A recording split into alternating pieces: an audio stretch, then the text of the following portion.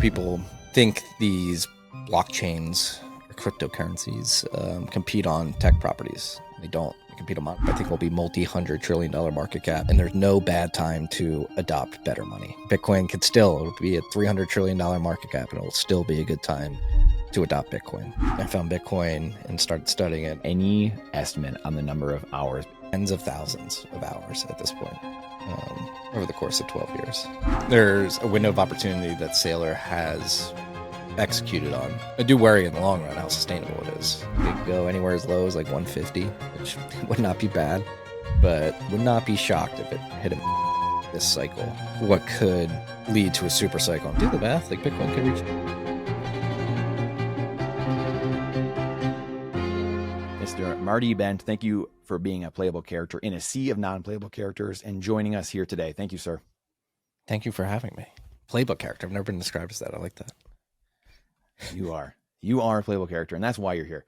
I just telling you offline that I've been following you for years now. I think your blog, for those of you who don't know Marty, just really briefly, he's an incredible writer, has his blog, an investor in the Bitcoin community, in the Bitcoin space, been in for a decade, and educating people on the Bitcoin network and the freest, fairest money we've ever seen as human beings. So we are excited to have him here today. And we were just talking offline a little bit about price suppression. One of the big things people are talking about right now is the paper Bitcoin, Coinbase attack is a price suppression. It's funny talking about it at above 100K here, or whatever it is, 103 or 104,000 per Bitcoin, but there's a lot of people like a Samson or different people like, oh, I should be at 200 right now, or whatever it might be.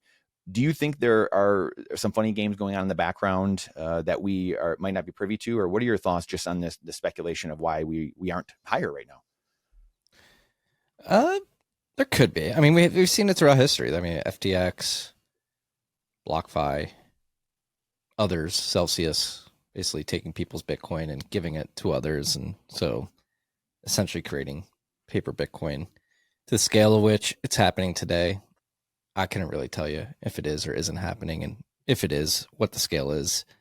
I'm looking at BitBo up right now. Like year to date, we're up 12%, almost 13%. We're up 60% over the last year, and 1,000% over the last 5 years. So I think people always want like the 100% gains in a short time frame. And I mean, if you go back to November of last year, we're up like almost 100%. And so it's like, when it comes to paper suppression, it's certainly something that people should be worried about. And I think have an adversarial mindset that this is definitely possible, and operate under that mindset by doing everything you can to make sure that you don't have exposure to paper claims on Bitcoin, which means either working with an exchange like River that has proof of reserves if you're not comfortable holding private keys, or ultimately and ideally holding your own private keys and securing your own Bitcoin, whether that be via single sig wallet, a multi-sig setup that you set up, or partnering with somebody like Unchained to do collaborative custody, or AnchorWatch, or Casa, whoever it may be. Could be out there, but I think it's a waste of effort to like worry about paper claims on Bitcoin. I think. So I think the more important question in all this is, does it matter? Like FTX, like people are going to blow themselves up. Does it matter if there are paper in the long run? Like, just what is your thought there? Because normies, people coming in the space might be like, well, there's going to be the same thing. You hear it a lot, like, well, gold, look what happened to gold. They're just do that too. It's going to be the same thing with Bitcoin. What are your thoughts there?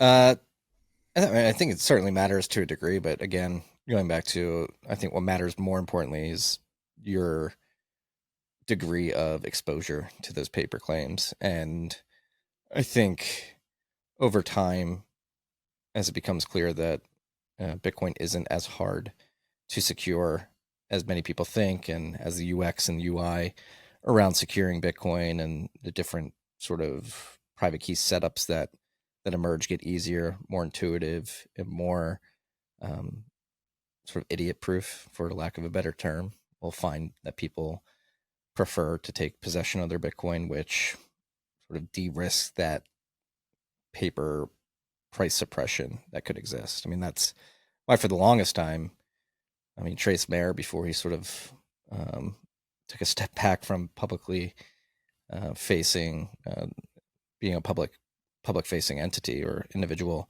we had January 3rd, Proof of Keys Day, which was a day that on January 3rd, which was the date which was etched into the Genesis block of Bitcoin. For the longest time, when I started getting into Bitcoin, on that day every year, people would go to their exchange and withdraw to self custody, just to sort of incite a mini run on the exchanges to prove that they actually had the Bitcoin. So I think it does matter in the long run. You don't want paper claims on Bitcoin. You don't want actors to be suppressing the price because they have access to paper claims, and that market is big enough to suppress the price. And so I think if you want to avoid it, it is imperative that you learn how to secure your Bitcoin properly and actually take the personal responsibility to do that. That's how you prevent paper claim price suppression. But do I think paper claims are suppressing the price right now? No, I don't think the price is being suppressed right now. We're above 100K. Is it more a function of retail, or is it institutional, sovereign? Like, what's your general sense on what is, like you said, I mean, the price is, that's why it's a weird conversation. People, it could be 150, should be 200 right now, but we're also at 100. And I was talking to Pierre like a month ago, and he was like, I mean, if the price is like 1,000, then I'd be like, oh yeah, there's some weird stuff going on. Like, what the heck? But we're at 100. What is that a function of? What entities do you perceive that are the ones really kind of striking right now? I think you have two. For every buyer, there's a seller of Bitcoin. And so I do think I don't know, you can see it in the chain data too. As the price has gone above six figures, you have individuals that have been holding Bitcoin for over a decade. Their cost basis is way lower than it is today, in the tens or hundreds of dollars.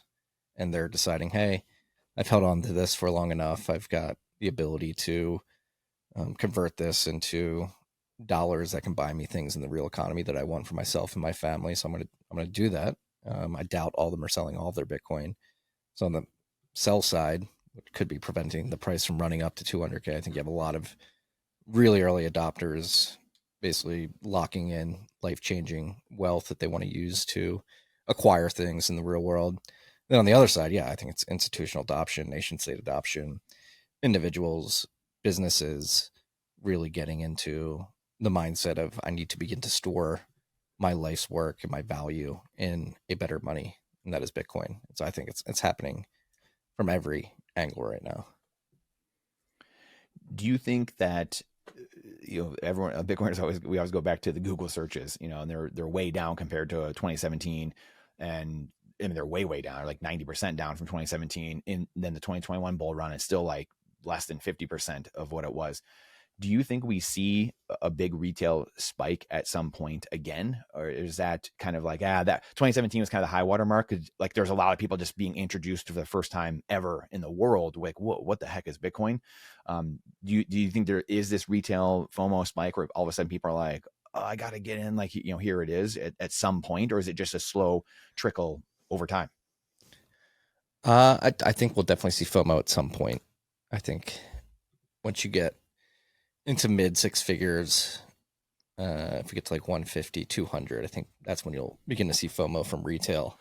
But I also do think when it comes to like Google searches and things like that, I would caution anybody to put too much credence into those indicators, specifically the Google searches, because Bitcoin is already brand name. Like, people aren't Googling Bitcoin when they see it in the news. Like in 2013 and 2017, and even 2020, when you had those bull markets and in those three different cycles, like, for a vast majority of the population, Bitcoin was something they heard about but really didn't know. But I think at this point in 2025, especially after COVID and Michael Saylor and BlackRock getting in and being in for years now at this point, like, Bitcoin is a brand name. It's pretty well established. I don't think people need to Google Bitcoin anymore. But I do think adoption's happening at a pace that I'm really comfortable with and really cautiously optimistic about, and mainly not all the focus is on strategy, 21, Nakamoto, Metaplanet, these large publicly traded companies um, that are exploiting capital market uh, structured capital products or structured credit products to acquire Bitcoin. But I think the story that's really not being told by enough people is like small businesses, owners that are Bitcoiners that recognize that they want to have a sufficiently robust business that is running on a Bitcoin standard are aping into Bitcoin as well. I think River just came out with a report a few weeks ago that highlighted the number of small businesses that are adopting a Bitcoin standard. And then you have like the family office types. I have a lot of conversations with family offices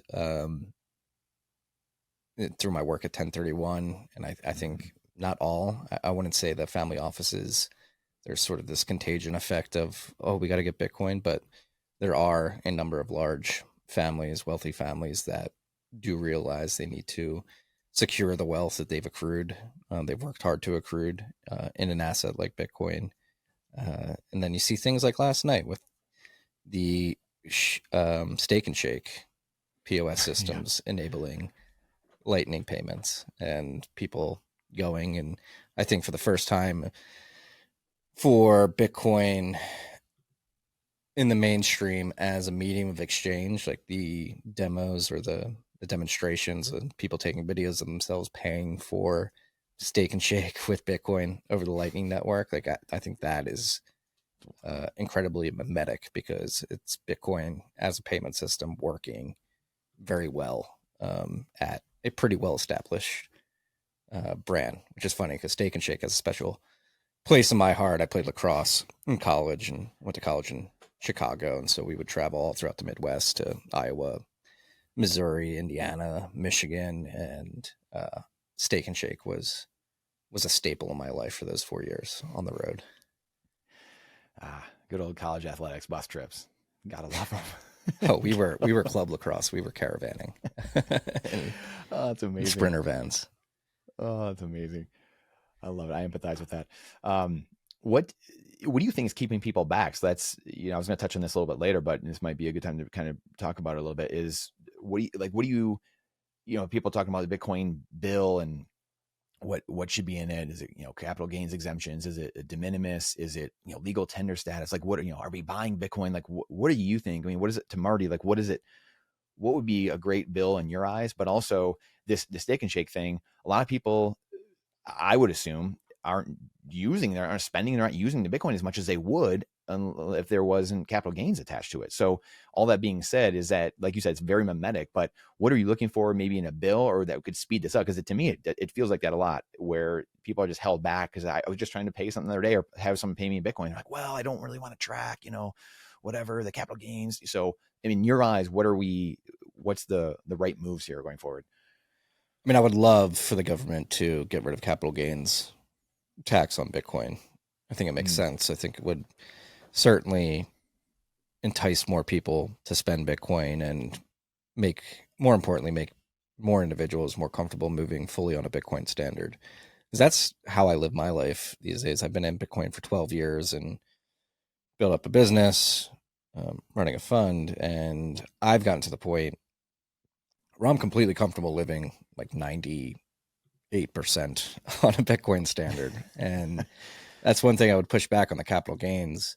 Like if you hold Bitcoin for long enough, the fact that you're paying a capital gain means you've actually done a good job of saving and your purchasing power has increased. And if you're paying a capital gain, it means you have more money than you did when you bought the Bitcoin originally. And so even with the capital gain, I don't think that should be a reason to not spend Bitcoin if you have enough and if you're able to like spend and replace, because I think it needs to be reframed. Like if you're worried about spending Bitcoin because of capital gains, like that means you keep a fiat balance to spend so that you don't have those capital gains. And you really have to think of the opportunity cost of holding a sizable balance in fiat over a long period of time, because the opportunity cost of doing that is not riding the monetization wave of Bitcoin and the price appreciation and the purchasing power increase. And so Parker Lewis wrote a great article about this, I think a month or two ago. It really highlighted this using an example where, it was funny. I was with him brainstorming this piece when he went to write it, because he really did have a problem where he needed to get a carburetor in his car. And he lives on a Bitcoin standard and had to sell some Bitcoin for that, and use it as a perfect sort of real life story to tell people like, hey, I was perfectly fine selling Bitcoin to replace my carburetor because I bought this Bitcoin years ago. And then you ran through it. So like in 2020, if you had $10,000 that you're willing to put in savings, if you put that $10,000 in a cash savings account versus putting it in Bitcoin, back then Bitcoin was $10,000. So you would have got one Bitcoin. You put 10,000 in cash in the savings account, and then you fast forward 4 years, that cash is still worth $10,000. That Bitcoin's worth $100,000. So you have 10x your savings, and the carburetor's $8,000. So you sell, what would it be like? You sell $9,000 of Bitcoin to cover the carburetor and the capital gains tax, and you're left with $91,000 instead of $2,000 that you would have had if you just saved that in cash. So I think really reframing and thinking of the opportunity cost of keeping a large balance of your savings in cash versus Bitcoin over a longer period of time makes the capital gains tax question like comical, because it's like, yes, you're paying a capital gains tax, but the purchasing power of that savings that you saved in Bitcoin versus if you had saved in dollars is significantly higher than it otherwise would have been. Yeah, it's incredible. And it's a great story, even for someone getting in today. That same thing will happen. What Marty just lived over the last 12 years, that same exact story will play out over the next 12 years. And I think that's the exact point you're getting across, which is so huge. In saying that, those 12 years, how many hours do you think you have studied, money, but also Bitcoin? Like, what was that little journey leading up to Bitcoin? But also, how many hours do you put into this endeavor? Gosh. Well, you were telling me before we have record your story, which is like you graduated college in the great financial crisis. So I'm 4 years behind you. I was graduating high school. Yeah, I was a senior in high school in the fall of 2008, taking an elective economics course in college, or excuse me, in high school in Philadelphia. And I went to an all guys prep school, and it was an incredible time to take that particular elective class because we had a really astute teacher, Mr. Robson, who used the financial crisis as a learning opportunity. And so instead, I think he just simply threw out the syllabus that he had for the class before the financial crisis emerged and just said, gentlemen, this is a pretty historic event. So we'll just follow along as all this is going on over the 10 weeks that you guys are taking this course. And so we did that, and that planted a seed in my head as a 17-year-old at the time. My dad was in finance, and watching the chaos and the destruction of the great financial crisis like really made me extremely curious about how this all happened. So I went to college and studied economics, and then ultimately wound up getting a job at a managed futures fund that indexed commodity trading advisor. So we were a fund of funds. And so I was on the portfolio management team, and we were a team of three. I was the chief investment officer, the portfolio manager, then myself as a junior analyst. And that was a really good job to have at that particular point in time. At this point, I started working at the fund when I was a junior. So like 2012, 2013, 2014, this was like Bernanke was doing Operation Twist, and he was handing the baton to Janet Yellen to do QE2. And I was talking and interfacing with the chief investment officers of the funds that we were indexing. And so I had a pretty incredible access to some of the people trading currency markets and fixed income markets specifically, as this sort of unique monetary policy was being deployed globally by all the different central banks. And so was really focused on money FX markets specifically at that job, and knew that something was wrong. Like Operation Twist, QE2, I would ask all the CIOs, like, do you think like the Fed printing all this money, buying all these bonds is going to affect markets? And they would like hand wave it away. And that never really, I was a young, impressionable, and individual who had a sort of know your enemy mentality. It was like, this doesn't really make sense to me. And I forget exactly how I found Bitcoin, but it was around that same time. Probably something about the Silk Road popped up in Wired, or people were talking about it on Twitter, which I was using heavily back in the day and still am. I found Bitcoin and started studying it. And I was like, oh, this actually makes a lot more sense to me compared to what the Federal Reserve, the Bank of Japan, Bank of England, PBOC are doing with their monetary policies. So I decided, like, I think I'm going to focus on this Bitcoin thing because as a young person, it was like simply just makes more sense to me. Did you have any estimate on the number of hours, all of it combined? Yeah. Money, Bitcoin. At this point, like, there's 24 hours in a day, 7 days in a week. I've been in this for 12 years and literally like maniacally focused on Bitcoin. Let's give her to say 8 hours, like sleep 8 hours, like tens of thousands of hours at this point, over the course of 12 years. That's incredible. So with that and being so immersed in it, what's the common theme or thread that runs through? Because you've seen a lot of people come and go in the Bitcoin space, whether it's, the scammers, you've seen moms and dads, you've seen people come in, they've come out, they've come in, they've stayed, they've become educators, they've started companies. What's that thread that kind of runs through everyone, where they see it, they see the wizard behind the curtain, they see how money in the system works, and they're like, whoa, I'm never going back. I got off the Titanic, I'm on the lifeboat, I'm good to go, I'll never jump back in that water, I'm never swim back to that Titanic. What's that thread that runs through people who make it, I guess? I think they come to the realization that they need to keep it simple, stupid, which I think that's one of the disorienting things about Bitcoin for people, especially when you juxtapose it to like the incumbent financial system. It's almost too good to be true. There's 21 million. A block comes in every 10 minutes. You have a difficulty adjustment every 2 weeks. The subsidy gets cut in half every 210,000 blocks. You have a block every 10 minutes. And people are like, that's it? That's like the monetary system? Like, we're just going to use this distributed protocol as the money? And it's almost too good to be true. And I think the common thread of people who come, question, and then ultimately end up sticking around and maybe even dumping shit coins and going all in on Bitcoin is understanding that simplicity is actually what makes it extremely robust and valuable in the first place. Humanity just needs a simple monetary protocol to anchor into. You want it to be simple. You want the rules to be very clear. You want them to be very straightforward so that everybody can organize around that protocol. And I think most people, particularly in this day and age where we live in the digital age, people in our generation have seen the economy shift from an analog manual world to a digital world that's hyperconnective. What we're doing right now, speaking through mics and cameras in different parts of the country, was not possible when we were born. And there's a lot of complicated stuff that goes into making this work. And I think, especially bringing this to the world of money, looking at like central banks, state treasuries, and I think people have just been brought up to believe that a monetary system needs all this sort of tinkering by academic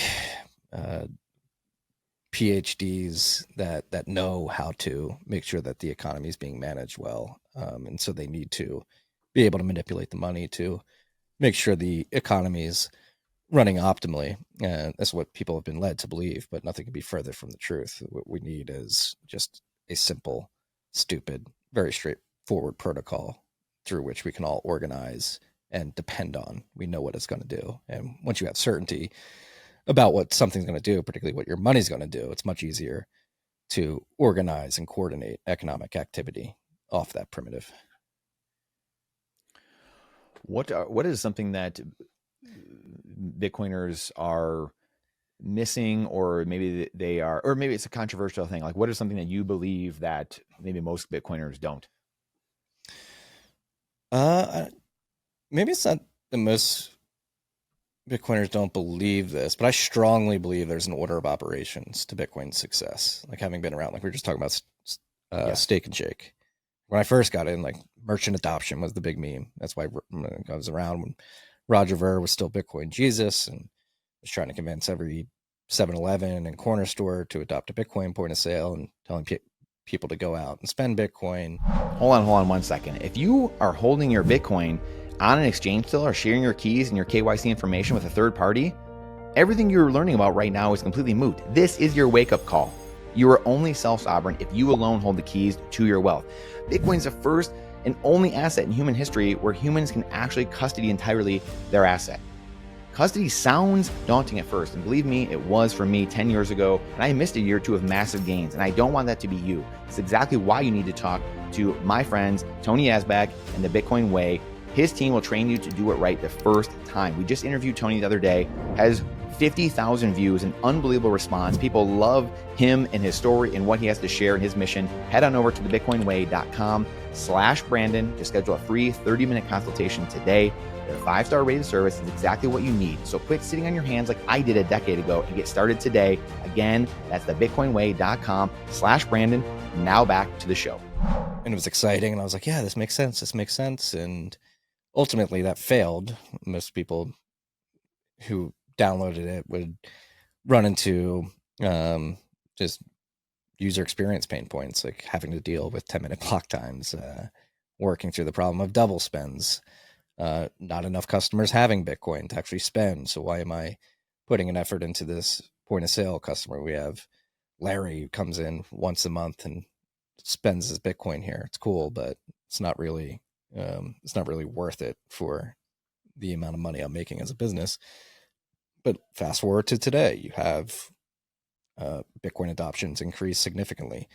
Tens of millions of people in the US alone hold Bitcoin. You have second layer solutions like the Lightning Network that are built purposefully to facilitate payments so that they're instant. And you don't have to worry about the UX pain points of sending a transaction on chain. So point being, I think there's an order of operations to Bitcoin's success ultimately. And I think the front end of that order of operations is focused on distribution of coins to individuals. That's why Satoshi had the aggressive supply schedule, I believe, is to get as many Bitcoin out there as quickly as possible to sort of incentivize early adopters to make sure that the network proliferated and people were evangelizing Bitcoin. I think hash rate distribution, the maturation of the hardware that runs the mining industry, and the mining industry itself becoming embedded in the energy sector. Like, I think that's a prerequisite to creating a secure enough system that people can be confident to pour their value into. And then on top of that, like layered solutions like Lightning, Liquid, Arc, eCash to facilitate payments and help bring better privacy to people as they spend and receive Bitcoin. And then recognizing we're going through this monetization phase. And like, while I do believe in spending Bitcoin, I think a lot of the sort of next order of operations is going to be restructuring the large amount of debt that exists in the current economy with Bitcoin as collateral. So replacing many of the different collateral packages that exist in the incumbent structured credit system with Bitcoin, slowly demonetizing assets like real estate, bonds, and equities to that matter. And so I think one of the mistakes a lot of Bitcoiners make is they see Bitcoin, they see a lot of things that you can do, and they want that to be in the market like immediately, and it's just going to take time. It takes adoption, it takes infrastructure build out, it takes integrating Bitcoin into the economy in many different ways, whether it's payments or structured credit. And I think structured credit's like a really interesting sort of area of focus right now, because if you are successfully able to enter that market and introduce Bitcoin as super collateral, that's when things get really interesting, because if it gets to scale, you're locking up Bitcoin and credit instruments that have long durations. So 5, 10, 15, 20, 30 years.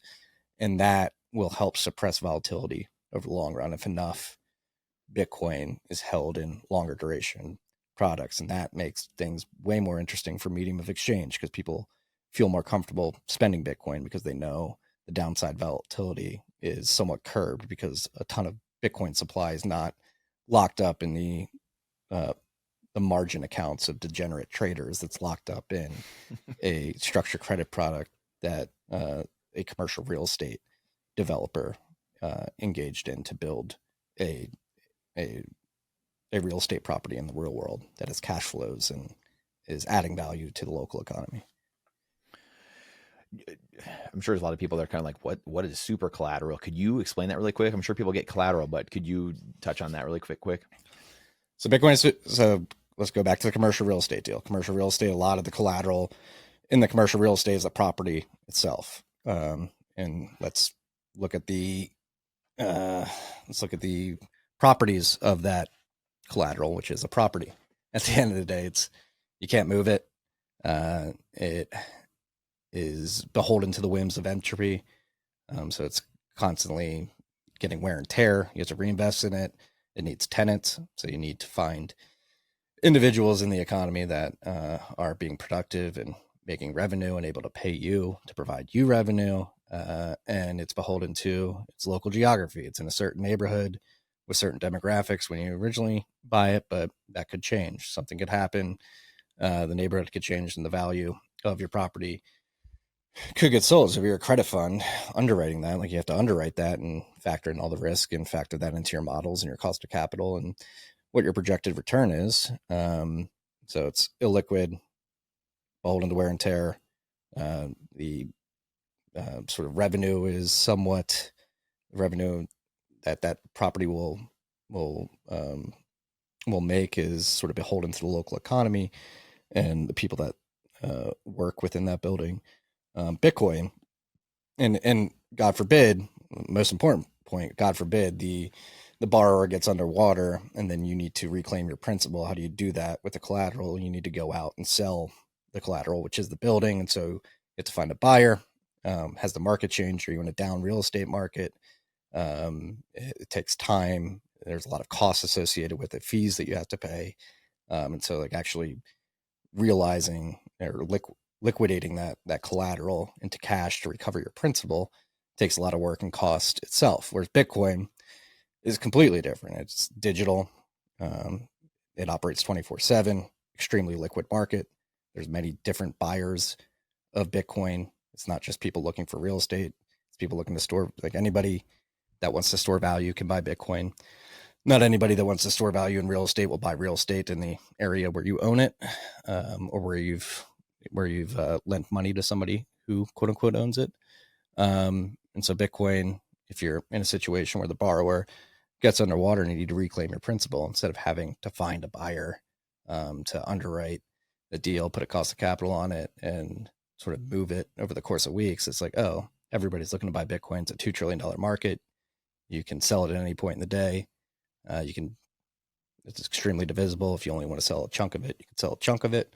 And so from a collateral perspective, it's far superior. It's digital, divisible, scarce, trades 24/7 into an extremely liquid market.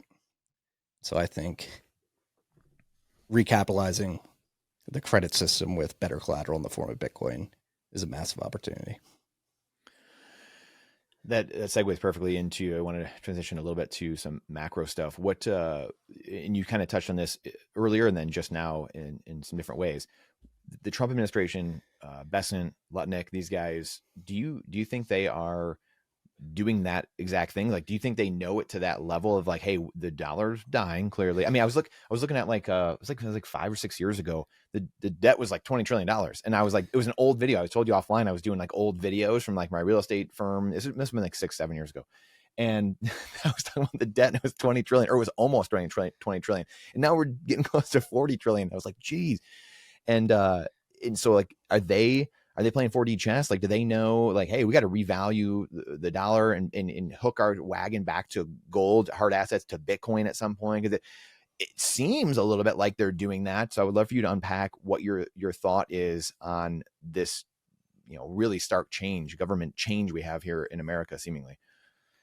Yeah, I think they recognize. I think Scott Bessent and Trump, to a very strong degree, recognize this as well. I mean, Scott Bessent last year he was advising Trump during his campaign, and he was pretty confident he was going to get into the administration. He was on a road show, and it was a famous interview. Now he was at the Manhattan Institute in June of last year, basically overtly saying like there is going to be some sort of grand economic reordering of the monetary system, and I want to make sure that I'm in the administration to help the United States navigate as the global economy reorients. And he didn't say this explicitly, but I think it was implied, reorients around a new sort of reserve asset system. His whole career, he's been doing that. He worked for George Soros during when they sort of shorted the Bank of England and the British pound. He did a big yen trade in the 90s. He's a big gold bug. Like I think he really understands the world of money, debt, and hard assets better than any Treasury Secretary we've probably had ever. And so I think if you're paying attention to how Scott Bessent specifically has been speaking over the last year, I think they're certainly privy to the need for some sort of global economic restructuring where the U.S. dollar may not play the role that it has over the last 50 years. And so I think they're working hard behind the scenes to put the United States in a really good position to benefit from this reordering, even if the US dollar system as we know it up to this point is not operating this way when the administration is over and done with this restructuring with their partners globally. Obviously, they've been in Riyadh all week, or in the Middle East, Riyadh just being one, Saudi Arabia, UAE, Qatar, met with the president of Syria. There's rumors that there's some side deals with Iran going on with the nuclear weapons. And so I think there is certainly a power play to reorient the industrial sort of supply chains that the U.S. is sort of not beholden to, but sort of integrated with and connected with to ensure that the U.S. economy can benefit as this restructuring happens. Are you a believer that the globalization? Well, I mean, not the right way to say it, but to what degree do you think globalization is ending? Because I mean, you're never going to get rid of all of it, but I know, like, hey, we're trying to manufacture stuff here, we're trying to bring stuff back here, and it's a noble goal, obviously, make ourselves, just security stuff like that. But at what point, or how much of this do you think can get accomplished? I guess really in the next year or 4 years, and then what are we looking at going forward? This project there we're embarking on.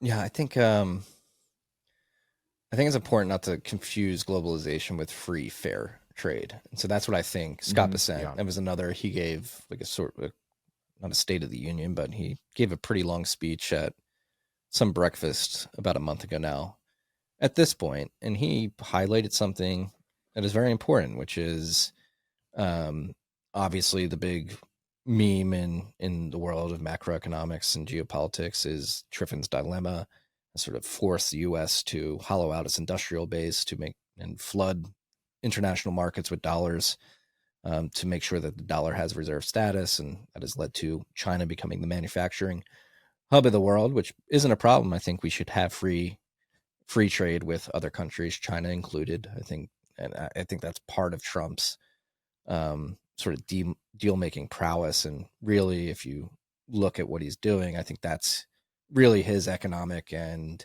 geopolitical perspective is free, fair trade will lead to peace. And he's a deal maker trying to get good deals for the United States and make sure that the American economy isn't getting screwed over, and trying to get trade to a place where it's fair so that U.S. producers can compete globally with other producers. But that's not to say to block them out.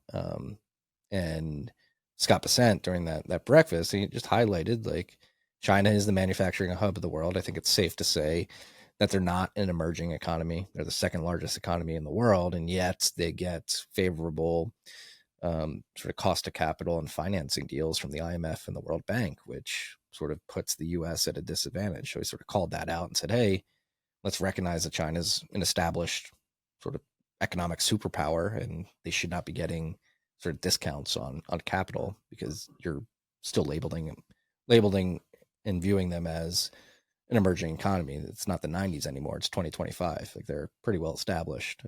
And these financing sort of deals of the IMF, World Bank, and others are affording China gives them an unfair advantage over other producers around the world. And so I think that's part of the process right now with all these tariffs, this Riot Accords, and all this sort of posturing and deal making that we're seeing out of the gate with the Trump administration is to sort of get global trade back to a more fair state so that U.S. producers can compete. And there are national security implications for not being able to compete on fair grounds. A lot of our core infrastructure, as military, compute, security, is dependent on supply chains that exist outside the United States. So creating a fair playing ground for trade to make sure that we can build that systemically important stuff here in the United States is important. How long is it going to take? I think it's going to take more than a decade. I think we're in the very early innings of a slow tectonic shift of the global industrial base. It's not really like a shift, but like a reshuffling to a more distributed. Almost. Yeah, rebalancing to make it more distributed and robust. Yeah, I think you, at least in my opinion, I think you nailed. That's what it seems like to me. It's like this. They're trying to, like you said, Trump. It's part of his negotiating prowess is, hey, we're going all in, or like I'm selling the farm type of aspect. But it's like, hey, if we can, I'm doing this over here, but if we can just get it to the middle here, like, okay, great, perfect. Like that's what we wanted. So that's what it seems like, this balancing that they want. So what do you think the biggest threat in your eyes is just geopolitically? I mean, there's so many things going on. You've touched on so much of it right there. I was talking to Dr. Jeff Ross earlier this week, and he was saying that the next 10 years, he's like, yeah, I see some really crazy things coming. Like I just, whether it's, maybe war with China or, I don't want to totally put words in his mouth. I'm paraphrasing a little bit, but he was just like, yeah, I think there's gonna be some really crazy stuff. Like at the backside of it's amazing. Bitcoin, like all these things are going to happen that are positive. But he's like, I just think the road's going to be bumpy with, they're just the wars happening all over. In your eyes, what are your biggest things you're looking at around the world? This perceived threats. I think Israel's sort of push to bomb Iran. I think that could really mess things up. So whether it comes like China getting into a kinetic war, or like I think that's certainly on the map and something that I would not want to happen. China gets in a war, Russia gets pulled in, everybody gets pulled in. You have people in the Middle East decide to pick a side. I think like the Middle East, bring it back to like if Israel is successful in sort of convincing people that we need to bomb Iran and start another war in the Middle East, I think that could be detrimental to sort of peace and rebalancing global trade. And again, I think that's a needle that Trump is trying to thread, because I do, at the end of the day, I think he's been pretty explicit in his first administration. This administration, he doesn't like war. Once he end wars, he thinks deal making, like he thinks we should just be making deals and conducting commerce with each other, and that's how we'll find peace. So I think that's his goal and his intent. And so, yeah, as it comes to like landmines, China could certainly throw a wrench in things, particularly with the semiconductors in Taiwan. That's why I think the negotiations with China that are happening right now seem to be ongoing are very important and will be critical to whether or not some sort of kinetic conflict actually materializes at some point this decade with China. I hope it doesn't.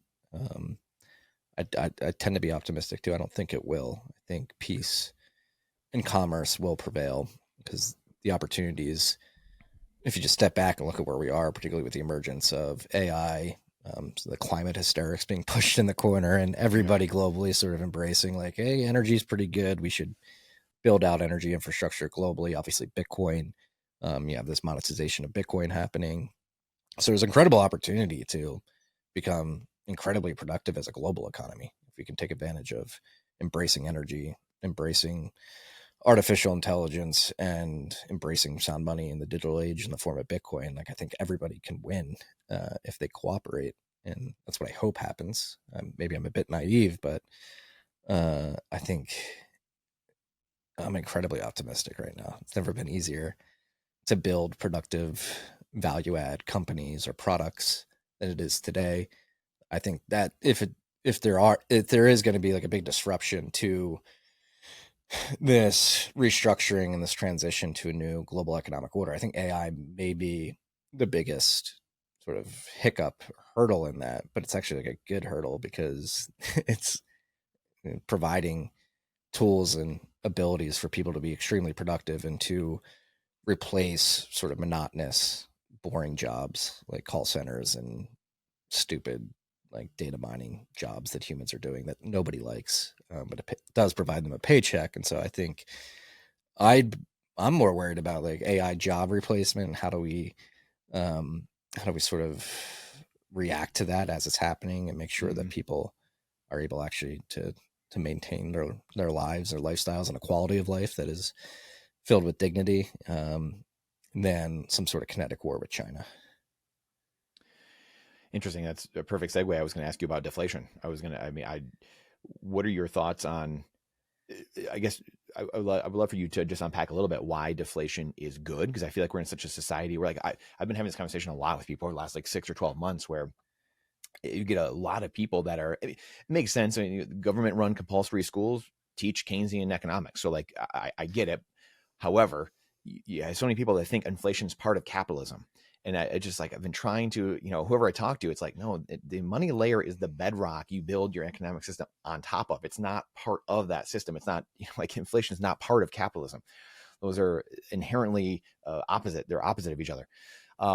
So I'd love for you to just unpack this deflation a little bit, and then just your thought on just, are we going to have like this UBI world, like a CBDC UBI world, and then also like this Bitcoin world in essence? And we kind of have it now to a degree, but is it going to get more pronounced as time goes forward? How do you see this playing out?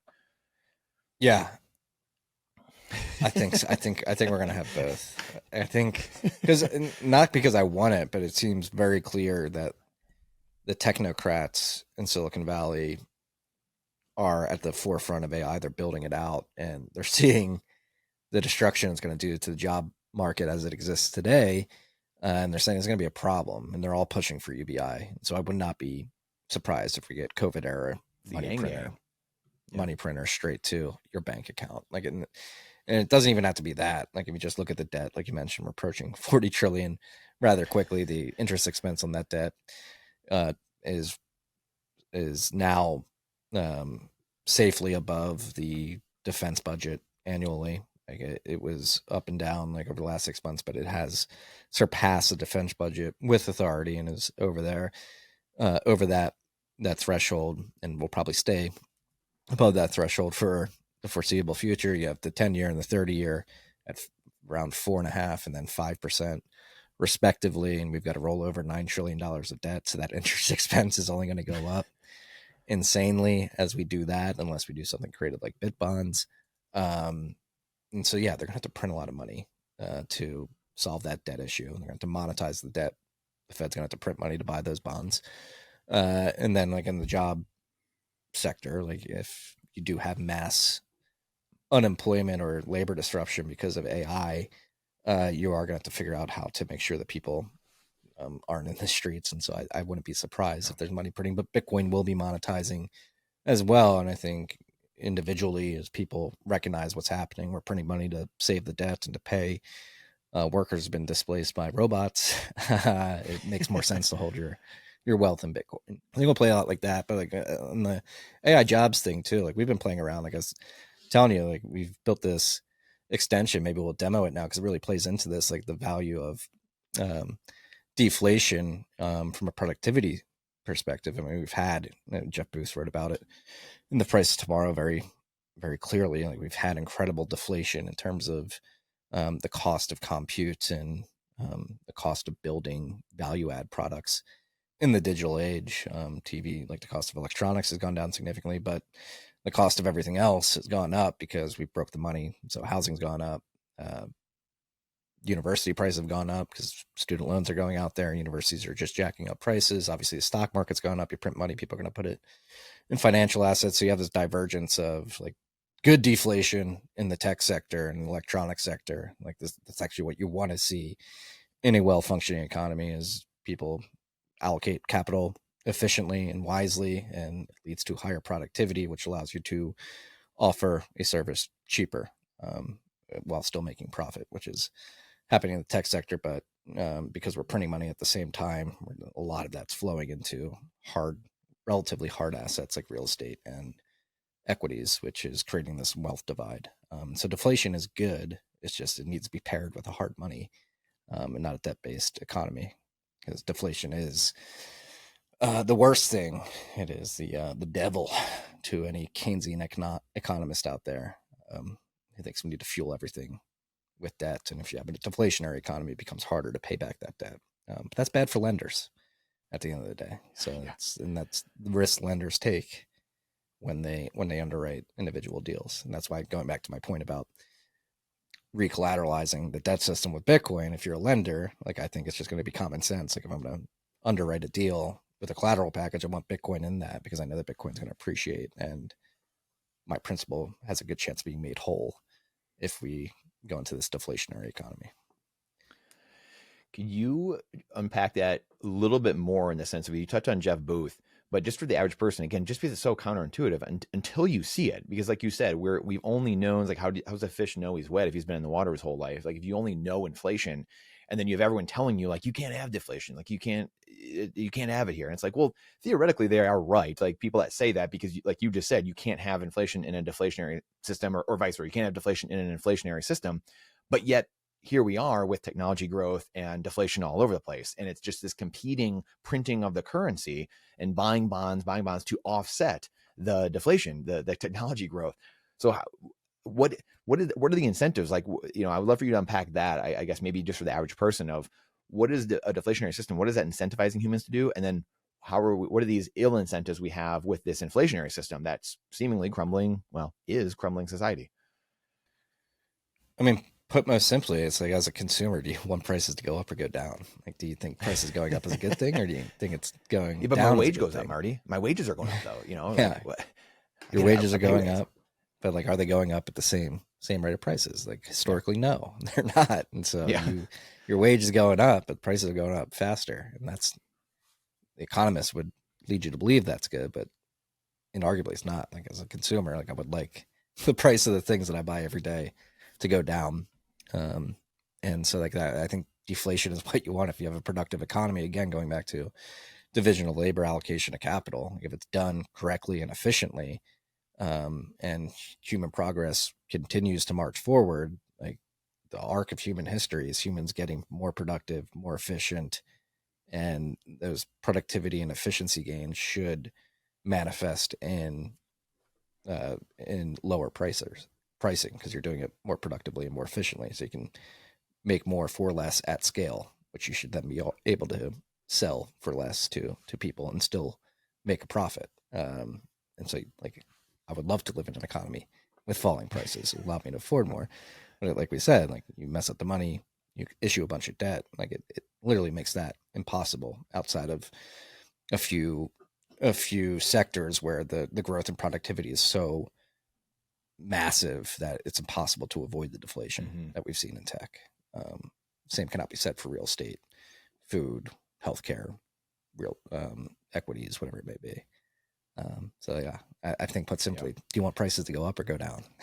And I think anybody who's sane would want them to go down. And then it's like, okay, but what about the money? Like, the prices going down, like, does that mean I'm going to make less money? It's like, potentially, but if, like, the money is actually good money that stores value over time, like, you can make less. Like, say you're getting paid in Bitcoin, like, the amount of Bitcoin you receive per paycheck may be going down because there's only 21 million. You can't print more, but the purchasing power is going up over time, so you're able to buy more with less. Prices of Bitcoin. This is exactly the app, Logan. If you want to pull up Zillow. So I've built. I am demoing this for the first time. I saw you tweet this the other day. Yeah, ever for you, but like, just to like highlight this. We've built this extension called Opportunity Cost, which just simply, very simple extension that shares the price of Bitcoin of goods on the internet. So you can see Zillow here. We have houses, and I think it's really medically powerful because you look at it. I can't see the prices, but like some of these houses are like 6, 7, 10 Bitcoin. It's like, all right, is that house 2.5? Yep. Yeah, it's like, is that house really worth 2.5 Bitcoin? If we were to do this historically, that's amazing. And go back like 5 years, house is probably 30% more expensive in dollar terms, but that same house is probably 10x the amount of Bitcoin. And so like this, over time, if you were to track this, like take a screenshot of this today, take a screenshot of the same house in 5 years, the price in Bitcoin would go down significantly. Go from 2 Bitcoin to maybe half a Bitcoin. Yep. And so that's is this you can do this like, so it's a browser extension, and then it can basically, you know, if you go on whatever, like you're shopping for shoes, someone's like, whatever, is it doing it for? Let's go on Nike.com. Let's go on Nike.com wow. or Amazon. So you can see that's amazing. You can see everything priced in Bitcoin. And like the idea is just like amazing. Really drive home the opportunity cost. And I've had it on my browser. I've been in Bitcoin for 12 years, but it's still funny. I've had it on my browser for like 2 weeks now. And it is like, wow. Oh wow. Zillow is the funny one because you go to Manhattan, and yeah, that's funny. If you scroll enough, that's what you tweeted. Yeah, I saw. That's what I saw. Yeah, it was New York City. You posted about New York City. Yeah, and if you scroll enough, like you get into like, if you add up all the houses and how much they're worth in Bitcoin, it starts to approach like millions of Bitcoin. It's like, there's only 21 million Bitcoin. Is Manhattan real estate worth the whole Bitcoin network? I don't think so. And so that's the idea. It's like the really opportunity cost is an attempt to really drive home this idea that you should be pricing things in Bitcoin, and over time, prices in Bitcoin as a unit of account go down because Bitcoin's appreciating in value. It's incredible. That's awesome. Well, yeah, we'll have to try to, you know, link to that and hook up how we can do that. But speaking of sucking up all the Bitcoin, I would love your thoughts. Transition a little bit to just, you know, a little bit of 1031, but you know what you guys are doing, but just businesses in Bitcoin. What Saylor's doing, kind of the playbook. People coming in, a whole raft of businesses coming in, starting to copy. It's like breaking the 4-minute mile, right? Like, you know, for 10 years you're in like, there's nothing really going on here. Like people are building in the background, but now all of a sudden for the last 4 years, it's just like, oh, Roger Bannister broke the 4-minute mile. No, everyone's doing it. So, you know, Sir Edmund Hillary climbs Mount Everest. Now everyone's doing it. And it's like, okay.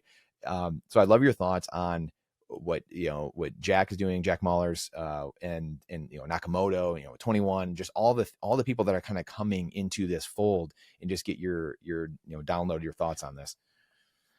I think there's a window of opportunity that Saylor has executed on for the last 4 years, and other people are saying it like, all right, it's time. And I think that pure play Bitcoin treasury in public markets, sort of weaponization of capital markets to acquire Bitcoin, does have a period of time where it's going to be successful, massively successful for some people. But like, as you mentioned, like the names like 21, Nakamoto, you know, Metaplanet, Strategy, others that are doing it. I do worry in the long run how sustainable it is. Saylor has basically said this is the first chapter of MicroStrategy, and I think he said on one of their investor calls or presentations, I believe last year, like this is the first chapter of strategy. Like eventually we'll become a Bitcoin bank, which I can totally see. Like, and they have 600,000 Bitcoin. That's a great treasury from which to start a bank for the Bitcoin age. But in terms of like the multiples these stocks are trading at, I do question how sustainable that is in the long term. Because like going back to strategy, if it does become a bank, it's like, let's comp it to banks that exist today. JP Morgan, what do they trade at? They trade at like 1.2x their net asset value. So like they're very close to their book value in terms of market cap. And they also have a money printer behind them that is there to save them and prop that up. Minor detail.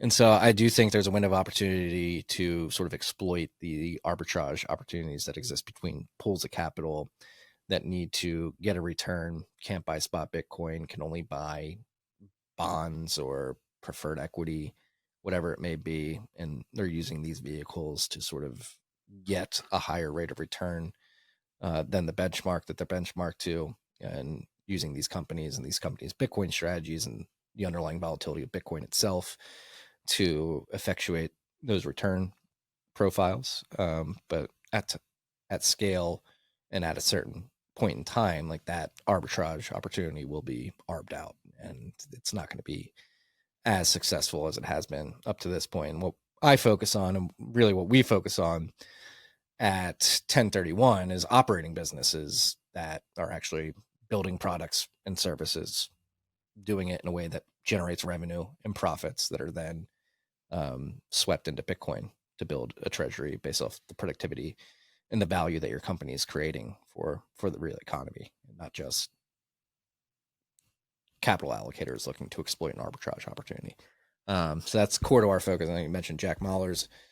Obviously, he's going to be the CEO. He is the CEO of 21, which is going after this. I think the individuals and the institutions involved with that. You got Tether, you got Masa Son from and Bitfinex and Cantor Fitzgerald. So I think they're set up for success. They've got very strong backers there. But you look at Strike. Strike is an incredible example. It's our largest position at 1031, and Jack came out recently with public financials, and we've known this for a while, but Strike is an extremely profitable business, and that is what we look for in terms of allocators deploying capital in the private markets.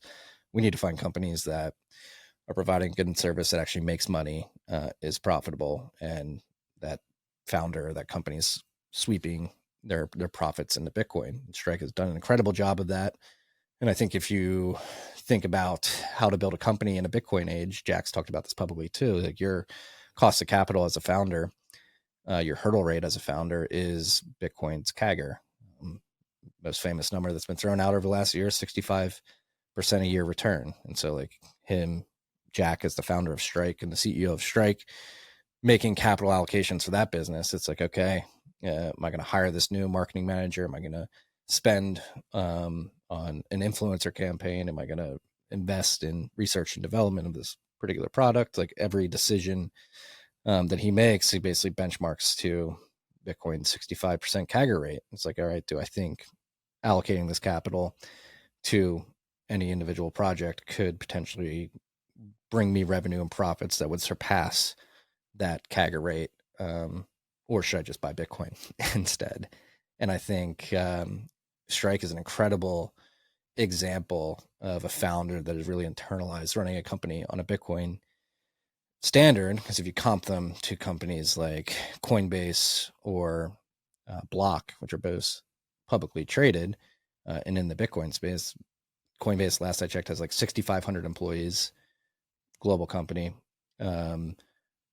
Square has like 13,000. I think they're only available Cash App. We'll use Cash App as the comp for Strike. Like millions, tens of millions of users in the U.S., but only available in the U.S. Tens of thousands of employees across the Block family of companies, which sort of all collaborate with each other. And then you have Strike, which has more licenses than Coinbase globally. That means they're in more countries than Block and Cash App. They're in more than 100 countries, and they've done it with around 75 people on their team. And so they've scaled incredibly efficiently. They've got product market fit, and they're very popular app to buy Bitcoin through. And they're doing that very profitably because they internalize the Bitcoin CAGR rate, and they've applied that to their business. It's like, let's go as far as we can with as little as possible while growing as quickly as possible. And I think Jack, as a generational CEO, has really sort of done that the right way and is having an incredible amount of success doing that. The company's extremely profitable. And I think they'll continue to expand and crush it. And that's only one example. There's plenty of other examples in the portfolio of companies doing this, but that's basically an example of how we approach investing at 1031, is looking for founders that are Bitcoiners that understand the importance of acquiring a Bitcoin treasury. And beyond that, understanding the way to do that is to make sure that you're actually building a company that makes money and doing it efficiently. I remember 15 years ago, I was telling my story, and when I left Michigan State, and I was listening to Robert Kiyosaki. Ironically, I it's like in the grocery store, it's like in the bargain bin in the grocery store of the book section. So I don't know what I was doing there, other than just loving to read. And it was Donald Trump's book and Robert Kiyosaki, who I didn't know Robert Kiyosaki at the time, but I knew Donald Trump, and it was Why We Want You to Be Rich. And that book blew my mind open. It was just, money can work for you, all this stuff. Like it was just like fighting teachers in school. Like, when are we going to learn about money? Like all those classic, like Bitcoiner tropes. Like, so I was like, how come no one had told me this? And as I went on just my study of Kiyosaki over the years, he always had said, I'll never invest in anybody unless, or like a business owner, I'll never invest in a business or a business owner unless they invest in real estate as well, because they don't understand business otherwise. They don't understand the tax laws. They don't understand how these things work. And I look at what you guys do, or, what Jack's doing, a bunch of these people. Is that what it's going to be going forward? Like, real estate was the old world. There's like the best deck on the Titanic, and it was the only thing you kind of had. And now it just feels like, and looks like, sounds like, smells like, looks like, it's going to be Bitcoin. I'm not going to invest in you unless you hold Bitcoin on your balance sheet and you're sweeping your cash flows into Bitcoin. Is it not? Yeah, I mean, for us, it's a prerequisite. There we go. And we'll find, like, sometimes for some companies, obviously won't name any individual company, but you'll get into deals and there'll be other investors on the cap table that don't come from a Bitcoin mindset, and they try to sort of temper the amount of, or limit the amount of Bitcoin that any individual company will buy. And we're like, no, do it responsibly. We have Grant Gillum, co-founder of 1031. He wrote a great paper at the beginning of last year called Bitcoin, the fourth lever of equity value for startups. And so that's how we view Bitcoin, as this incredible lever for equity value growth for these companies. And so depending on any particular company, we will sit down with them, look at how much cash they have, and help them decide how much they want to put in to Bitcoin once they've raised capital, and over what time period they want to acquire that Bitcoin. Some like to DCA, some like to get the cash in and ape into Bitcoin a certain percentage, make sure they have enough runway in cash to cover operations, make sure they can get to certain, hit certain growth KPIs in a certain period of time, make sure the business is growing, but keep a Bitcoin, pretty significant Bitcoin treasury, and start that early on after having raised capital. And we've seen incredible benefits to that strategy for the founders. The amount of companies that don't have to go back to market in the typical 18 to 24 month period after raising a round, because they have a Bitcoin treasury that has grown significantly in value over that period of time, is, I feel very comfortable saying, like an outlier in the broader VC world. The number of companies that are able to raise money and then not have to go back to market to do that for more than 2 years is significantly high in our portfolio. And that's because of this Bitcoin treasury strategy. And so, yeah, the 1031, it's a prerequisite. Like, if you're not acquiring as much Bitcoin as possible, you're really not running your business as efficiently as you should be in the digital age, in the Bitcoin age. And yeah, we're mainly focused on like Bitcoin infrastructure and people building on infrastructure. They'll make it easier to use Bitcoin, make it more accessible, make it more useful. But we've invested in companies that have nothing to do directly with Bitcoin infrastructure. They've sort of some Bitcoin tilt to them, but they're not like building on the Lightning Network or building financial products. But the founder is a Bitcoiner, and he understands this, or she understands this, and is building a profitable business and sweeping profits into Bitcoin. Many in the VC world have not caught up to this yet. As we have, next question is, we touched on Silicon Valley, just Wall Street. It feels like Silicon Valley, in each their own ways, are still at this point just oblivious for all intents and purposes. I know there's the fringe, things going on, but like Wall Street, oblivious to what Saylor is doing. It feels like Silicon Valley just oblivious. Is it me, or is it just kind of like, you're inside of some of this more than I am, and it's just like you're looking around like, what in the world is happening? How can you, after 16 years, we're joking offline, like, kind of got to question people at this point. If you're not into Bitcoin, or at least like kind of studied on it and have like a real opinion on it, I got to question you a little bit. Like, where you been?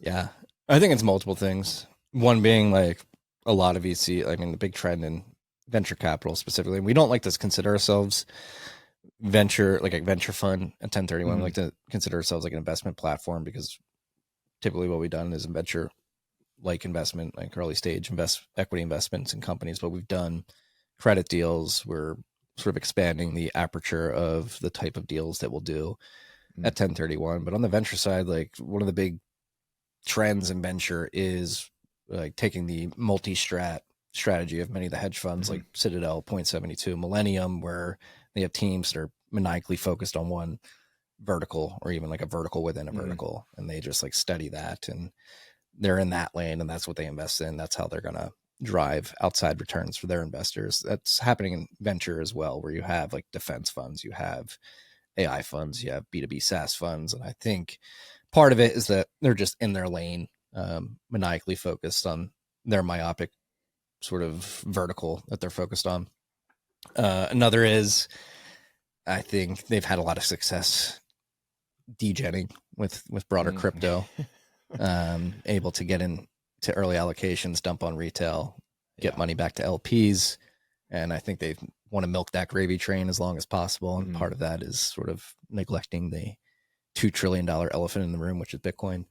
Another one is like, I think there is still a large percentage of people that don't understand what's happening and think it's too good to be true. Don't understand they need to keep it simple, stupid.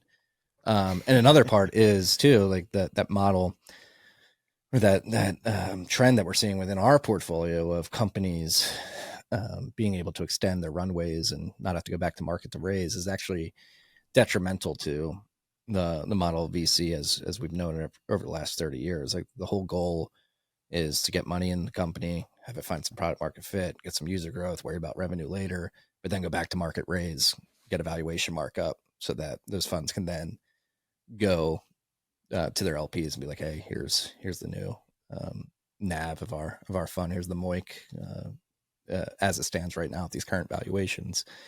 And so the Bitcoin treasury model actually makes that harder. And like the luxury that the founder has to be able to focus on building their business, because Bitcoin is extending their runway as it appreciates, can be detrimental to VCs who don't have a Bitcoin mindset, because they're like, hey, I need you to go back to market and raise your valuation so that I can mark our portfolio up. Absolutely incredible. Do you think, what's giving you the most hope of anything you can tell? I know there's a lot that you can't say necessarily, like with things that you guys are investing or working on, but what, giving Bitcoiners hope, maybe that's the best way to say it, but like what are things behind the scenes that you're really excited about, maybe as it pertains to products and services, adoption, scaling, things like that, where people could just have that hope. I don't have any other way to say it other than just like, dang, like I didn't realize that's coming, because it sometimes it feels like a black box, right? I'm sure to a lot of Bitcoiners are just kind of like, I don't know what's going on in there, I have no idea what people are doing, but things pop out once in a while. This is great. Thanks for this new technology, this new service. Again, going back to Bitcoin and credit, like I think what Battery Finance is doing, what Andrew Hones and his team are doing, are extremely exciting. We work very closely with that team. Can't say too much, but that is an area of the market I'm very excited about. I think it's going to be a really, really good cycle for that intersection of structured credit and Bitcoin. On the payment side, like companies like Zap, right? Like I've seen it so I run the media company, and we've got these hats, tftcmerch.io. But we use Zapright for invoicing advertisers, and we use it in the merch store for point of sale checkout. And Zapright, that's one thing I love about them and how they designed the product. And one thing I'm bullish on Bitcoiners really, really picking up is expressing your want to get paid in Bitcoin and not fiat. And Zapright makes that very easy. And we see this, and it may be confirmation bias because most of our listeners are obviously Bitcoiners, but out of all the hats we've sold a pretty good amount of hats so far. Like 80% have paid in Bitcoin over Lightning. And I'm pretty certain that's because Zapright gives me the ability to put a premium on fiat payments. So via Zapright, I have the option to pay with Bitcoin over Lightning, or you can pay via debit or credit card. But if you pay via debit or credit card, you have to pay 5% more. And we've seen that 80% of people buying these hats are paying in Bitcoin because they want to save that 5%. I don't know if they're spending and replacing or whatever, but the point being here is like products like Zaprite that create user experiences that enable a business to signal preference of the money they want to get paid in and sort of push people to pay in that via messing with the premium or discount for fiat or Bitcoin is a small UX detail that I think can have a lot of leverage in terms of enabling people to get paid in Bitcoin much easier. I love that. Can't wait for that. So you transitioning a little bit, you and Odell 4 years ago had this epic rant. I've had many epic rants, but this one specifically, it was just, I think I came across or was searching some stuff or looking back for some of your guys' stuff or whatever it was a couple months ago when the initial Trump tweeted out like the initial strategic Bitcoin reserve, and then there's crypto reserve, and there's all kinds of stuff going on. And you and Odell were going on this XRP rant and all these other altcoins and just calling for what it was. And like, this is a scam, that's a scam, like that's ridiculous. And just kind of going through. And it was just like an epic 4 or 5 minute rant that I tweeted out.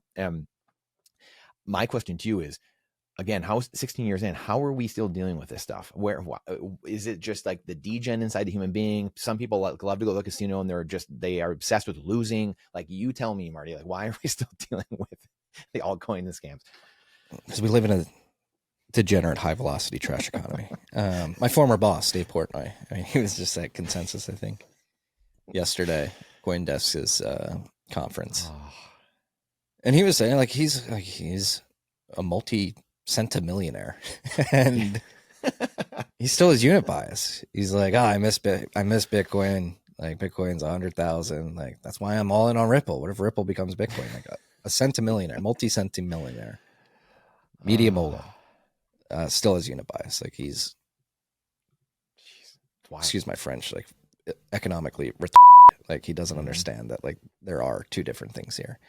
And I do think most people that are aping in the shitcoins aren't even like, at this point, they're feigning interest in the capabilities of any particular blockchain as a payments mechanism, as a privacy mechanism, as a robust virtual machine that can do smart contracting. And they're really, if you're liking this interview, but you're just wondering, you know what, Brandon, this is amazing stuff. And I get you have these guests on and they're talking about how orange pilling the world is so great and how Bitcoin is going to take over the world. How in the world do I educate my family and friends? How do I get people to understand what most people just don't care about, quite honestly? Bitcoin trading cards is the way to do that. When you open up these cards, you see the foil cards, you see the chase, you see the glossy cards, young, old, boy, girl, man, woman, it doesn't matter. People love these cards. It's awesome because they're super valuable, by the way. Amazing little side note. However, it Trojan horses them into the most important thing of the day. It's not politics. It's not all the things that we fight about. It's changing the money, fix the money, fix the world. Bitcoin trading cards is the best way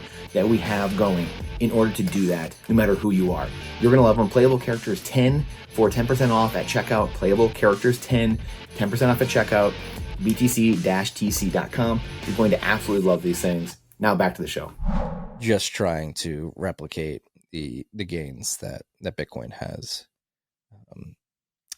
has shown over the last 16 years. They're trying to play catch up. And for anybody out there doing that may be listening to this, like, it's as Brandon and myself can tell you, I did this as well. Like, it's a futile endeavor, and there's very few people that do it successfully. Out of anybody trading to make more Bitcoin, I think the stats are like 2% of people are able to do it successfully. And I think, keep it simple, stupid. Bitcoin, like, even Bitcoin at 100,000, it's $2 trillion market cap. I think we'll be $100 trillion market cap by the time I'm dead. And there's no bad time to adopt better money. Like, Bitcoin it'll be a $300 trillion market cap, and it'll still be a good time to adopt Bitcoin, because you want to adopt a money that respects your purchasing power, and your part of the pie cannot be debased, cannot be censored. Like, it's never a bad time to adopt that monetary technology. And many people think It is because they have unit bias. They see Bitcoin at $104,000, whatever it is right now, and they say, "Oh, I missed the boat." You didn't. Do you think it's a bad time to adopt fire, to adopt the combustion engine, to adopt the light bulb? No, I don't think anybody would argue that. It's never a bad time to adopt Bitcoin, even if the price is high. So that leads me to why is it tough? Like ChatGPT, for instance, it's like it's the most downloaded thing, you know, it's the fastest adoption, yada yada yada. A couple years ago when it comes out, why, in your opinion, like why do you think people are so easily open to technology, and they'll just like, oh, I'm gonna go dial, I'm doing it right now. But you could do the same thing with Bitcoin. Like it's a money using technology. You could easily just make the decision, boom, in your head. Yes, I'm using this better thing. Let's go, game on. Why is it so hard? It's like pulling teeth to get people to see that, when over here they're just signing up for new accounts all day long, and it's like new tech, new services. Like, yeah, let's do it. Why is that?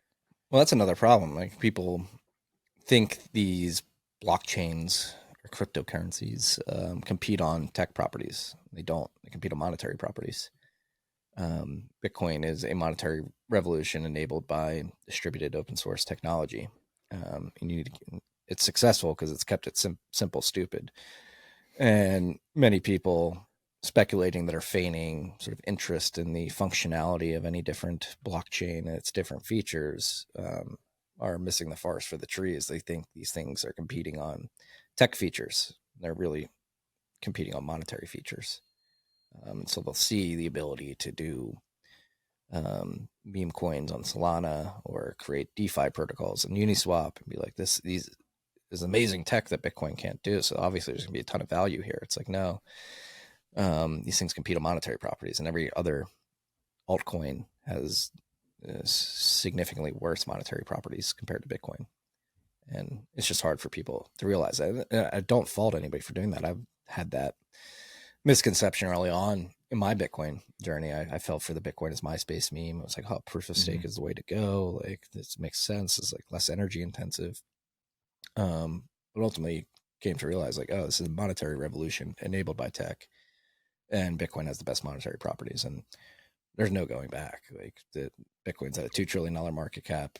Its perceived dominance may fluctuate up and down over time as these hype cycles and altcoins come, but over time, Bitcoin continues to march up and to the right, and the shitcoin of the day inevitably fades into the ether, pun intended, over time.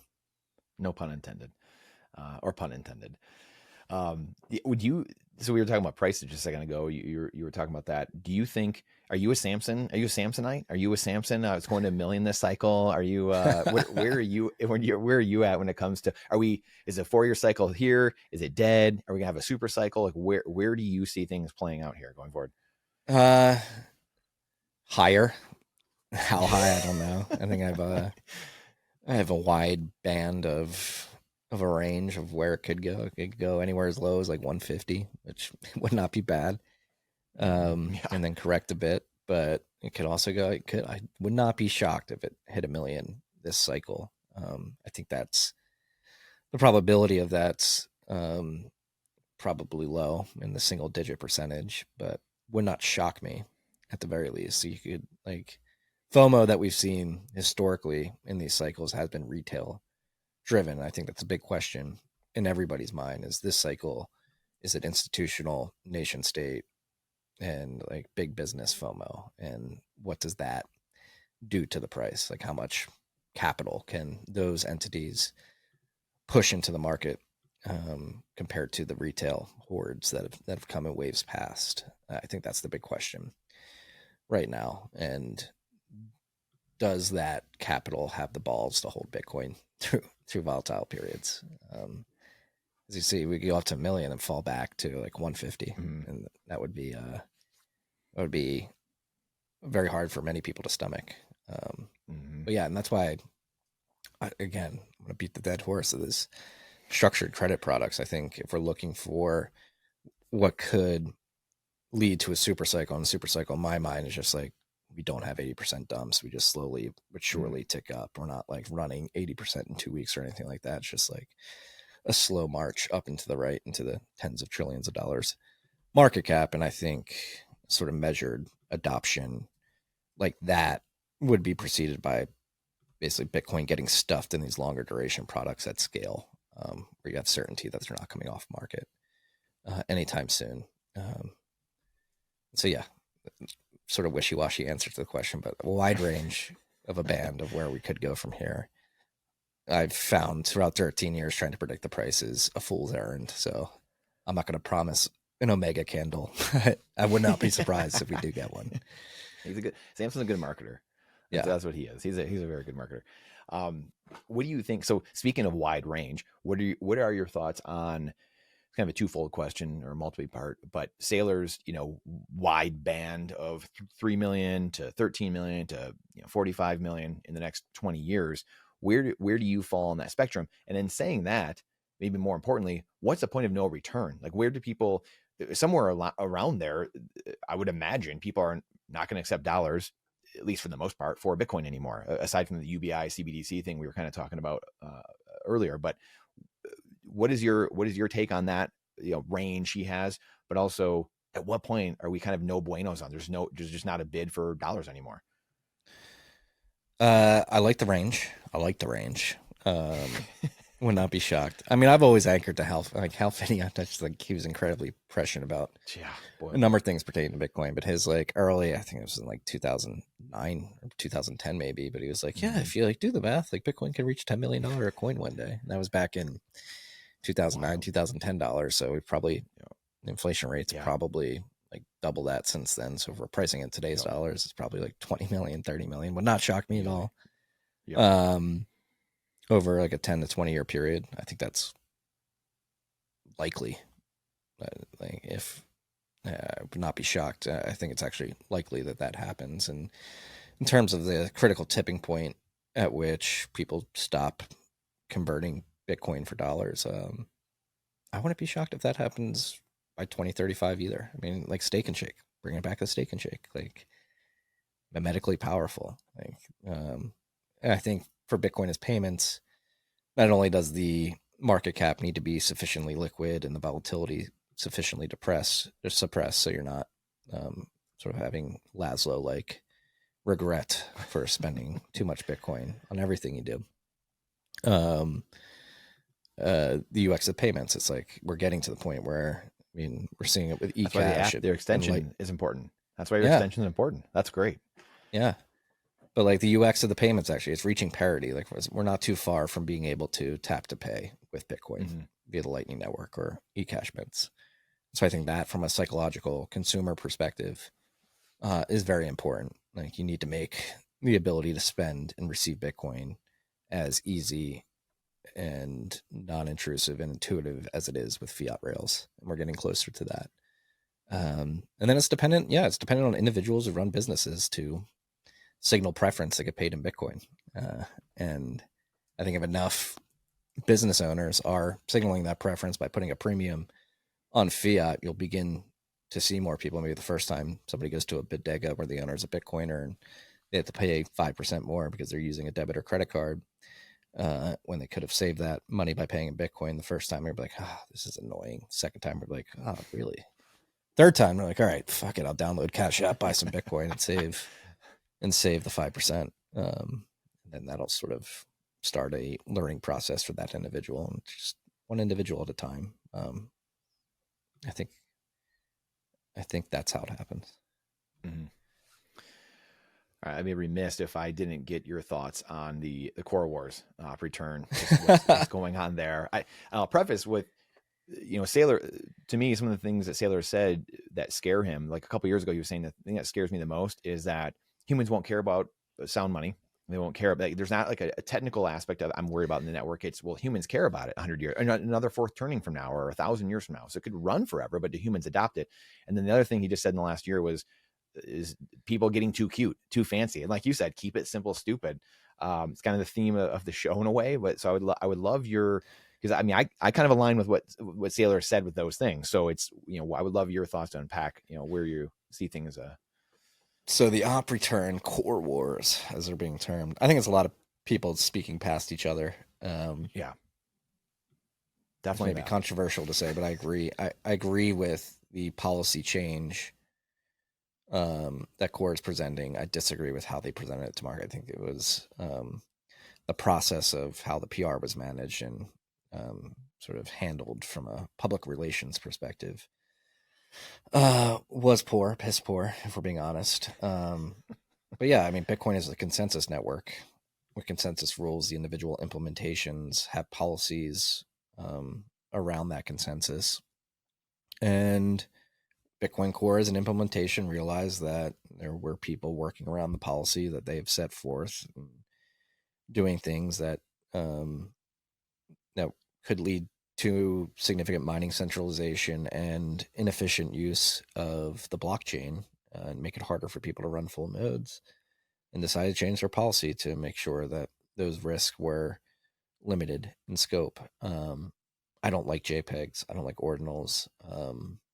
I think trying to make a decentralized finance system on top of Bitcoin is a fool's errand, because I think Bitcoin represents the great definancialization, not the decentralization of finance. I think things get much simpler on a Bitcoin standard, so we don't need all these robust, like multi-collateralized sort of DeFi networks to enable a digital economy. I think a lot of that's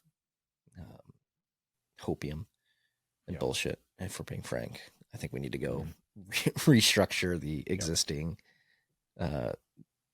credit in the fiat world. I don't think we need to go build everything from scratch in a decentralized finance world.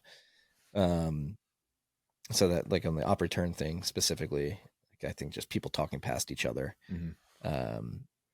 And if you want to deal with JPEGs and other things, I think you have to have a totally different conversation, not about op return, but about other things. And mainly, like, people aren't using Bitcoin on the main chain, at least, as a payments mechanism. A lot of people have their Bitcoin on exchanges, in ETFs, whatever it may be.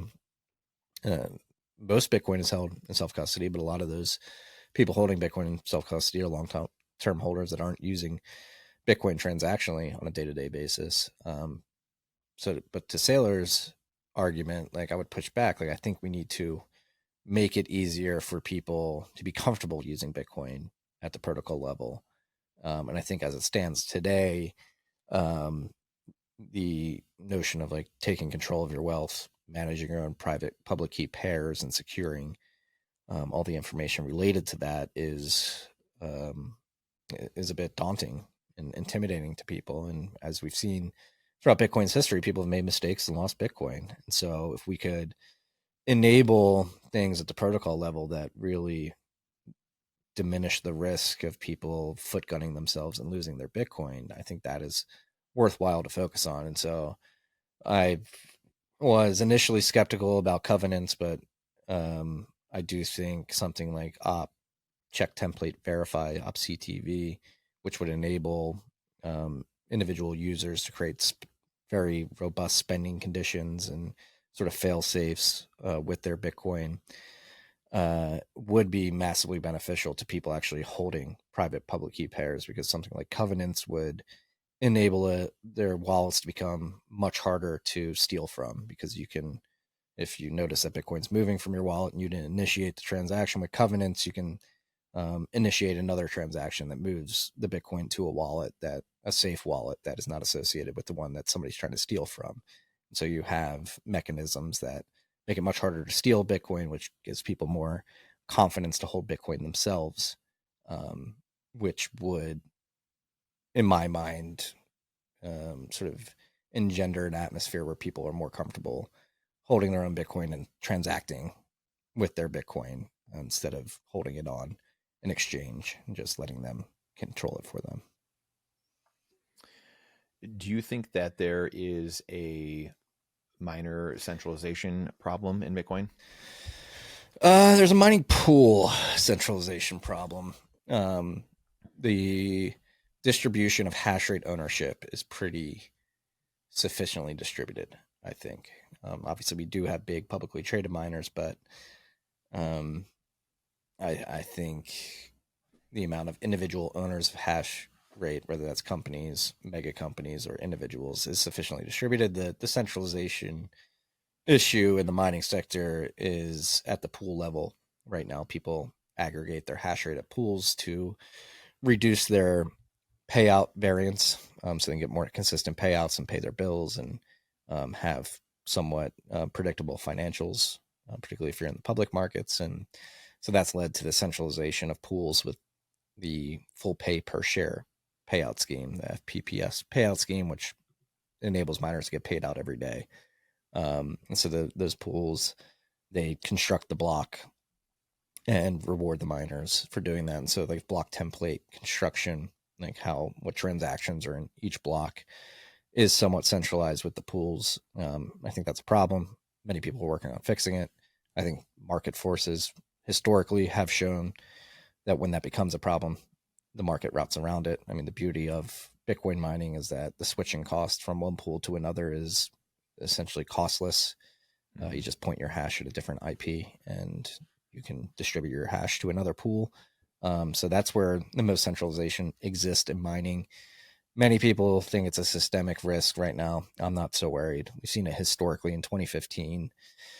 There was a pool by the name of Ghash that amassed 55% of network hash rate at one point. And when it became clear to the market that they had more than 50% of the hash rate, miners quickly moved off. They did the switch for relatively no cost. And Ghash was a victim of their own success. It's actually a great shame that the pool wound up going bankrupt like 18 months later because people were so scared because they had amassed so much hash rate. It was the only fault they had was creating a pool that people really liked.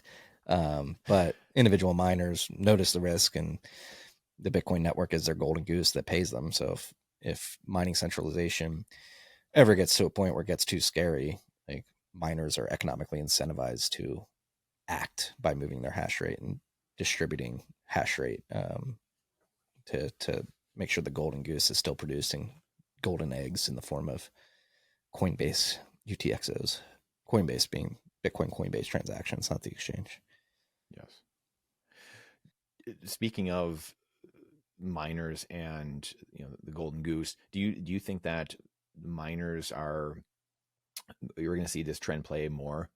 We talked about the companies sweeping their cash flows into Bitcoin and putting that out into treasury. And obviously miners have been doing this now in the last number of years and starting to do that more. Is that just something that you kind of see continuing to happen? Because obviously they have this issue of, hey, we've got the Bitcoin, now we have our expenses. Just for the average person watching, like they have their expenses and their costs for doing this, and they a lot of times are selling it just throughout the years. It's kind of generally what they've done a lot of times, but now you see a lot of them, hey, maybe we should hold on to this. How do you kind of see that playing out? Yeah, it's a risky game. Mining is the most ruthlessly competitive market in the world. Mining margins are extremely thin. And if you look at some of the financials of the publicly traded companies, specifically, like their cost to mine a Bitcoin is higher than the price of Bitcoin right now, some of them. And so some of them are not actually good, efficient producers of Bitcoin, the commodity. Miners in the long run, I've always thought they need to diversify revenue. So down here in Texas, demand response and ERCOT, incredible revenue diversifier, and get paid for being able to shed load and sell it back to the grid.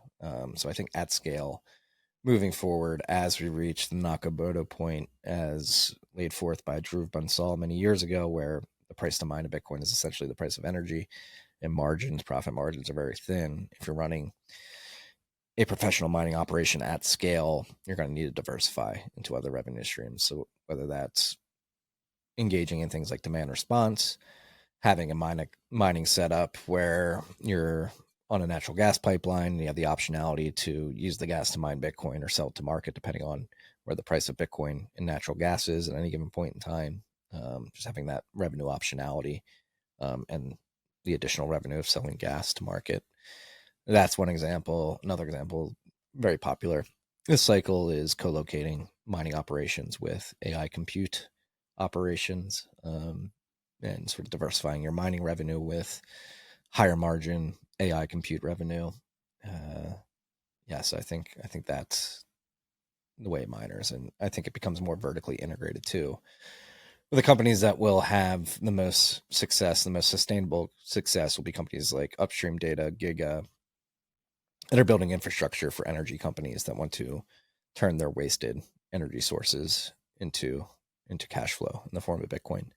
And so I think if you don't diversify your revenue streams to make your company more robust, what's going to happen is at the end of the day, like energy companies with access to wasted or stranded energy are just going to vertically integrate, and they'll take a lot of that value and basically suck it into what they're doing already.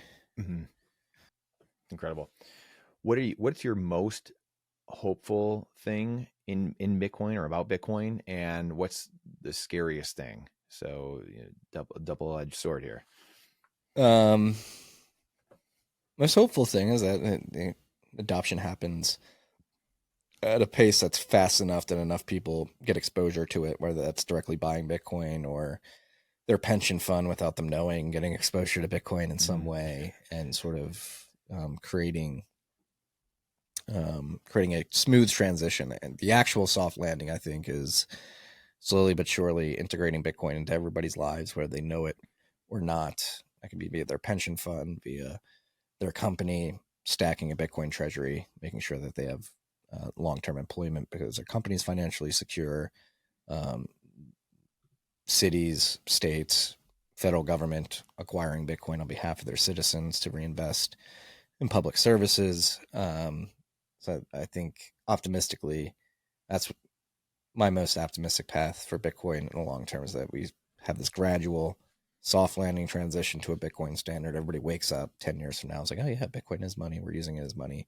It works. I'm getting paid in Bitcoin. The government's holding Bitcoin. The services are getting better.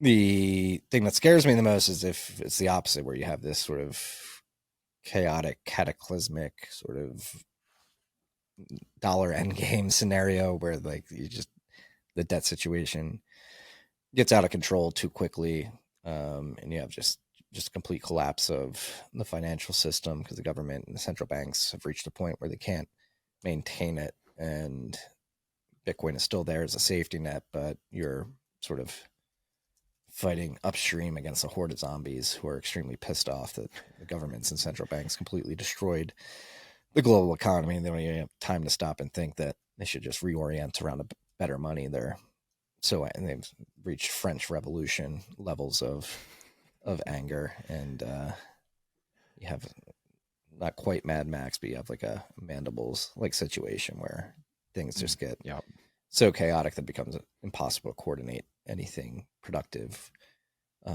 or valuable in the economy. And that'll happen for a period of time. Things will calm down, and then people will build up from there. But my optimistic view of the future of Bitcoin is a slow, gradual, soft landing. Start sticking Bitcoin in places that provide a safety net for people, whether they realize it or not. Scary scenario is the Mandibles dollar end game. Everything collapses, and we're forced to fight in the streets just to survive. I don't think that's going to happen, but many people. Wow. In saying that, what do you think life is like? So the next 5-10 years, like you said, and Dr. Jeff was, we mentioned earlier, like who knows, could get a little crazy. If we're at Saylor's base case in, say it's 10 years, say it's 15 years, 20 years, and it's $13 million of Bitcoin, what do you think? What does life look like at that time? I have no idea, because the AI stuff's happening at the same time too. It's like, it's insane. What does it look like? I don't know if I always like to fall back to like individual scenarios who've adopted Bitcoin. So let's run to two. The individual who decides, listen to this, she listened to this, maybe she liked what we're saying and says, you know what, I'm going to start stacking Bitcoin. What's your life look like 10 years from now? I think it looks significantly better. I think what you'll learn as you start adopting and accumulating Bitcoin is that it works in your favor, and you begin to reorient your life. You don't become some sort of hoarder that doesn't spend money. But you do think of the opportunity cost of spending money as opposed to saving in Bitcoin. And so you become very cognizant of your spending habits, and you try to save as much Bitcoin as possible. And over the next decade, Bitcoin in this scenario goes up 130x. And so the dollars that you save today are worth 130x more in 10 years. And that allows you to do what you want. And maybe you're in your mid 40s and in 10 years you're 55 and you did a good job of saving Bitcoin, and that provides you the ability to buy your time back on the back half of your life. And sort of, if you have a job, have the optionality to work in a job that you're actually passionate about. If you don't have a job, you retire, you have the savings to do that. The other scenario, if you didn't buy Bitcoin today, what's your life like 10 years from now? Believe it or not, I think it's better as well, because many others around you have adopted Bitcoin, and the businesses that you depend on have adopted Bitcoin treasury strategies, and that has allowed them to reinvest in what they're doing, to provide you a better good or service, a better restaurant, a better medical service. And despite the fact that you didn't adopt Bitcoin, those people did, and they reinvested in themselves and in their businesses to provide you better goods and services. And Bitcoin's increasing purchasing power enabled them to do that. So you are actually benefiting from Bitcoin as well. Maybe not as much as the other person who's listening to this and adopts Bitcoin today, but your life is still better because you have access to better goods and services, because the economy is built on sound money that actually brings back proper pricing mechanisms to the world. Incredible stuff, Marty. Thank you so much. Any last words, parting advice? Your blog, unbelievable. I'll link to those in here, obviously, as well. People can check that out. 1031, what you guys are doing there in the back end, your YouTube channel, everything is phenomenal. Has been for years. So we'll link to all that. But any last words? Where can people find you? And any last parting shots for the listener? Yeah, hang out on Nextlat at Marty Bent. You can find me on Nostr as well, primal.net/Marty. Yeah, just be nice to each other. It's don't get frustrated with people who don't have your worldview. I think that's another thing that hopefully Bitcoin can contribute to bringing back is civility. I think we live in an incredibly divisive time. I think part of that is the economic stress that people are feeling, that manifest in incivility in a way. And I think another part of that is like mass media, the algo on X, and other factors for trying to manipulate you to divide and conquer. And so fight for civility in your life. I think it's very important to be civil with people. Be strong. We need to be strong, and stern. We need to be stern. But I think civility is something that we're beginning to lose in society, and I don't think that's good. I think we should aim to be more civil. Absolutely, and keep it simple, stupid. That's the theme of the show, which is Bitcoin. It's beautiful. Thank you so much, Mr. Marty Bent, Uncle Marty, for being a playable character in a sea of non-playable characters. Thank you, sir. Thank you. This was great. If you can't get enough of these interviews and you want to deepen your education on sound money, wealth building, and freedom, you're not going to want to miss this playlist here. Happy binging. Check it out now. We'll see you inside.